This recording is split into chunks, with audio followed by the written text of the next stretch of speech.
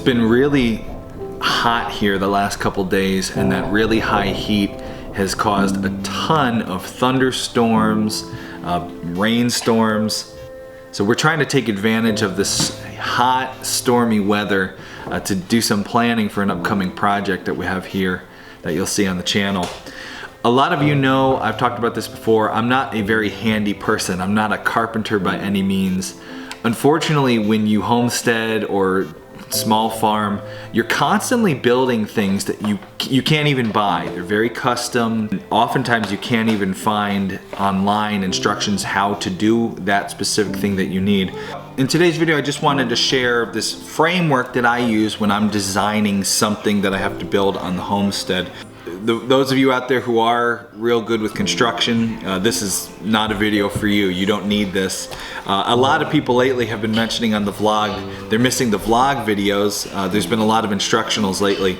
We've been having some really bad weather and not a whole lot's been going on here on the homestead for the vlog. So when times like that happen, we try to share a little more how-tos, and it's mostly how we do things. So hopefully this video of how an unhandy man builds things will help any of you unhandy men out there, or unhandy women, and maybe it'll help you with upcoming building projects. And for all you handymen out there, you can skip this one. The vlog will return.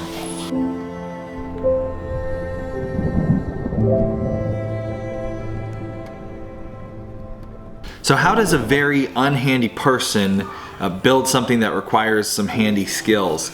The first thing that I do whenever I have a project, something I have to build, in this particular instance, it's a freestanding cow stanchion, something we can put in the barn but that can be moved in the future. I've built a cow stanchion before back at our old homestead, but this one's going to be different because I can't build it onto the building.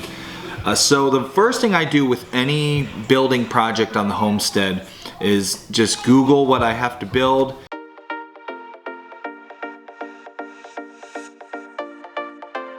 And I pore over lots of different designs, lots of different pictures. And I just pick my favorite parts of each different person's design or picture. I draw them, I make notes of them, maybe I take a picture. I'm just gathering ideas from other people who've done it, and make sure when doing this online, read the comments, look for updated posts. A lot of time vloggers and bloggers will show a first edition, and then in the future they'll update their plans or what they did, and you can learn from the mistakes they made off their first version. And once I've collected lots of good ideas, the next step is to start to output ideas, actually draw my own ideas of what I'm going to do. And I just make a couple sketches, some basic ideas, and I find that sketching it and drawing it helps me work through mentally what will work and what won't. Once I've done a lot of different sketches and I have a solid idea in my mind of what I'm actually going to build, then I do the final sketch.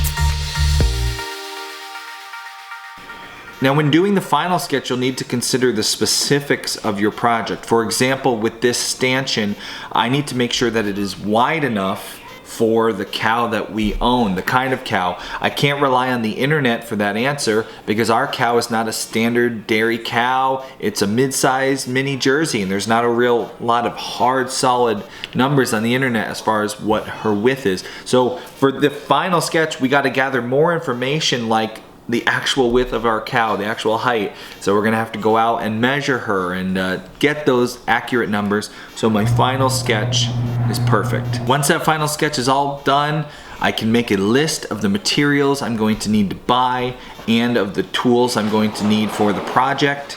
Once I've got my list of materials, I always will first check the homestead for those materials. A lot of times we have scrap lumber from previous projects, even hardware. Once I know I have what I have and I know what I need, head to the store, buy the supplies, and finally it's time to build.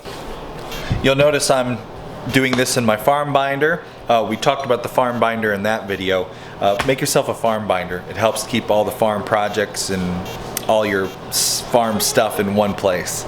If you're not handy like me, then no doubt your first version of whatever you're building is going to have some flaws, things you didn't think about ahead of time. That's okay, it's part of the process. I get frustrated with that all the time. Your first version is going to have some mistakes, and that's just part of the process. That's how you get better over time. I'm hoping because this is the second stanchion that I have made, I have less mistakes and I learned the lessons from my first stanchion. I even went back and watched my own video of our first stanchion to get some ideas for this next one.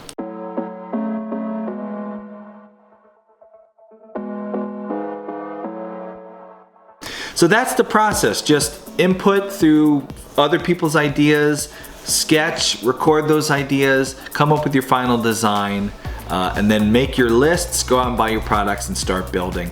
I hope that helps any of you unhandy people like me out there kind of get a little bit of a process together for how you can build the weird things you're gonna need to build on your homestead. And for all you handymen out there who are laughing at me right now, I know you didn't need this video. You're gonna build something just perfect every time. My dad is like that. He helped out on our old homestead. Kay's dad's like that. Here, we talked to him about stanchion ideas and it was just real quick. It's like another language. But for all you out there who are like me, there's hope. You can fumble your way through building things on your homestead, and hopefully this little framework helps you out like it's helped me out all these years. So I have a good list here together. I'm gonna buy some supplies, and in an upcoming video, stay tuned, we're gonna be building a cow stanchion. If any of you out there are gonna be milking a cow, you can follow along and build your own stanchion. And if you like what we do here on this channel, you can help support our channel by doing all your Amazon shopping for all the hardware or tools you may need for your upcoming building projects. Type in homesteady.com in your web browser first, and that will forward you to Amazon. We'll get a small referral bonus for sending you there, but it doesn't cost you a penny extra. We thank you so much for supporting the channel, and we'll see you in another video. You can even shop through that handy link right there.